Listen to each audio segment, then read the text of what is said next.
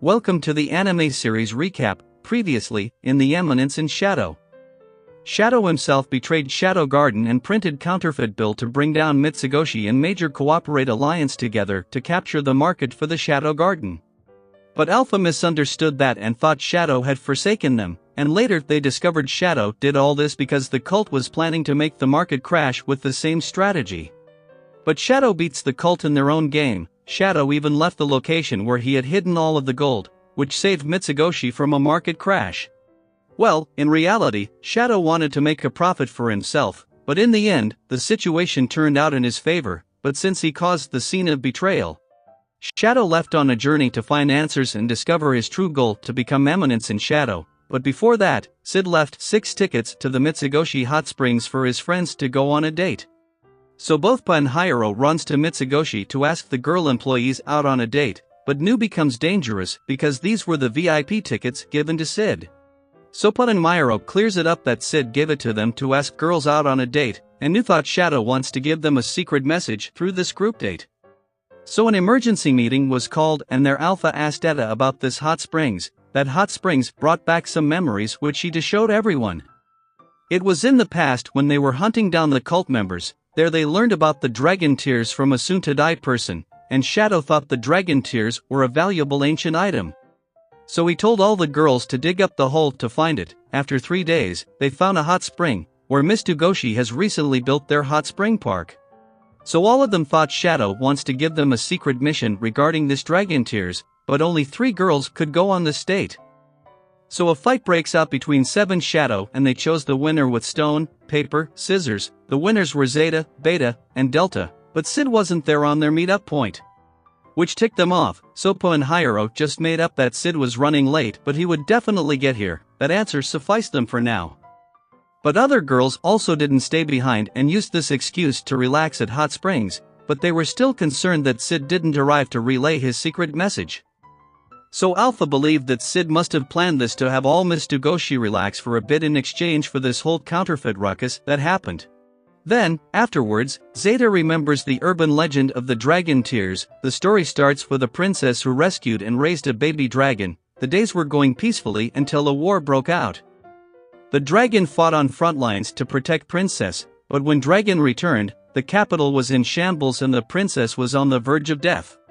With that lifeless body, a tear drops out, and seeing that dragon also began to cry, it caused a massive flood, but the flood was reached with life essence that saved the princess. And when she woke up, the dragon was nowhere to be found, and that is how the story ends. But their Pa and Hiro were trying sneak a peek at girls, but Etta had already made self-defense for these type of guys. There, Etta caught a magical reading from underground. So Zeta recalls that it was Princess Tears according to legends, so Etta turns to self-proclaimed elf Princess Beta. Etta did some emotional damage to Beta by mocking her that Shadow doesn't like a rag like her, so Delta also joined in on the fun and Beta's tears actually worked out in the end. It awakens the soul of the dragon which was still loyal to Princess, so all the girls fought the soul, and Alpha ends the fight with her signature attack. She freed the dragon's soul and the dragon still says his final goodbye to the princess before leaving this world.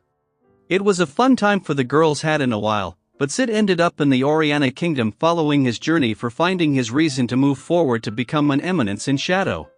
But the Oriana Kingdom was in distress because of war and soldiers were forcefully taking supplies from citizens. Even innkeeper Mary was a victim there.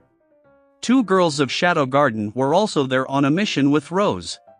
Rose was broken to see her ruined kingdom and she blamed herself for being weak even after joining the Shadow Garden to become powerful in order to save her kingdom. They came to Oriana Kingdom on a mission and met the leader of that mission at night, code number 559, and she specifically requested for Rose to join this mission. So Rose thought it must be because this used to be her home, but there were other reasons as well. 559 knew Rose got her powers directly from Shadow himself, unlike others, aside from 7 Shadows. 559 and Rose were the only ones who got their powers from Shadow himself, but Rose was still weaker than 559. Then their attention is drawn to the Kudos, and the other's first child of the cult. They used the same card that one of the cult's key members had used in Sanctuary, and even brought out Rose's mother to unlock the seal to retrieve a ring. The key was on site, so 559 was about to kill everyone including the queen, but Rose steps in to save her mother. 559 was a loyalist to Shadow. And for the betrayal she was set to kill Rose and everyone, but she fails and Rose returned back home with her mother. Yet the cult was still holding the strings of Rose to control her and Gamma got the full report of it. But she was relaxed because their plan was going exactly as Shadow had planned, and in the upcoming time Perv Ashart will make his move to take the throne.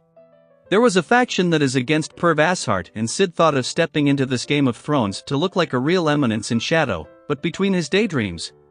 Those ruffian soldiers came in to loot again. They threatened Mary that they would force themselves on her if she won't pay money, so Sid stood up to protect her and pretend to be weak.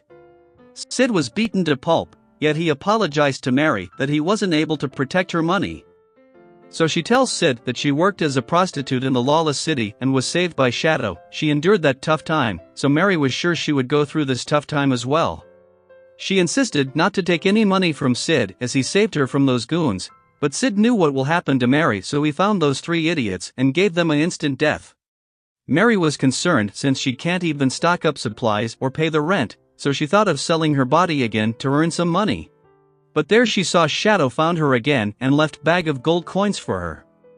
Aside from her, all the girls of Shadow Garden were near death as they fought for 3 days straight, but their shadow healed 559, and she killed the last enemy, the first child of the cult. 559 is a member of Shadow Fan Club, but she puts it aside and quickly gives a report of 666 betrayal.